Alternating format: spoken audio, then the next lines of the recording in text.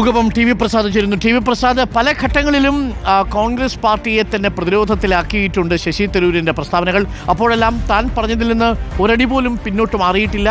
ഇപ്പോൾ ഏറ്റവും ഒടുവിൽ സർക്കാരിനെ പുകഴ്ത്തി, വ്യവസായ വകുപ്പിനെ പുകഴ്ത്തിക്കൊണ്ട് ഈസ് ഓഫ് ഡൂയിങ് ബിസിനസ്സിൽ 1ാം റാങ്ക് കിട്ടിയതിനെയും സ്റ്റാർട്ടപ്പുകളുടെ കാര്യത്തിൽ കേരളം കൈവരിച്ച നേട്ടങ്ങളെക്കുറിച്ചും എഴുതിയ ലേഖനത്തിൽ നിന്നും ഈ വിവാദം ഉയരുന്ന പശ്ചാത്തലത്തിലും ഒരിഞ്ച് പോലും പിന്നോട്ട് പോകുന്നില്ലല്ലേ ശശി തരൂർ? T V Prasad. അരുൺ, കേരളത്തിലെ വ്യവസായ സംരംഭങ്ങളെ പുകഴ്ത്തിയുള്ള ശശി തരൂരിൻ്റെ ലേഖനം അത് വലിയ കോലാഹലമാണ് UDF-ൽ ഉണ്ടാക്കിയത് എന്നുള്ളതാണ്.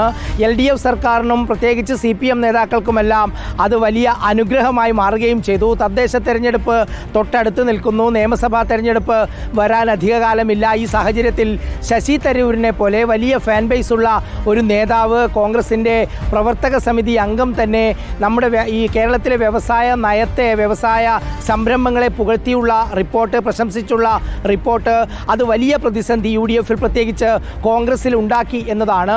MM ഹസൻ അടക്കമുള്ള നേതാക്കൾ പരസ്യമായി ശശി തരൂരിനെതിരെ രംഗത്ത് വരുന്ന സ്ഥിതിയുമുണ്ടായി.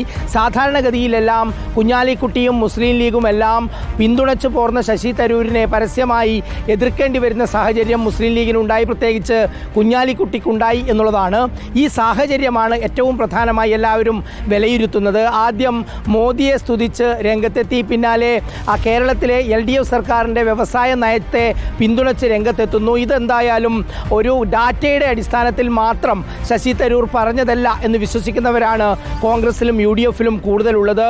ശശി തരൂർ മറ്റെന്തൊക്കെയോ ആഗ്രഹിക്കുന്നു, അതായത് ശശി തരൂരിന് വേണ്ട പരിഗണന കിട്ടുന്നില്ല എന്ന അഭിപ്രായം അത് ഈ രീതിയിൽ പ്രകടിപ്പിക്കുന്നതാണ് എന്നുള്ളതാണ് ഭൂരിപക്ഷം കോൺഗ്രസ് നേതാക്കളും UDF നേതാക്കളും പറയുന്നത്. ഇതിലുള്ളൊരു പ്രധാനപ്പെട്ട കാര്യം എന്ന് പറയുന്നത് ഈ സമയം വളരെ പ്രധാനപ്പെട്ടതാണ്.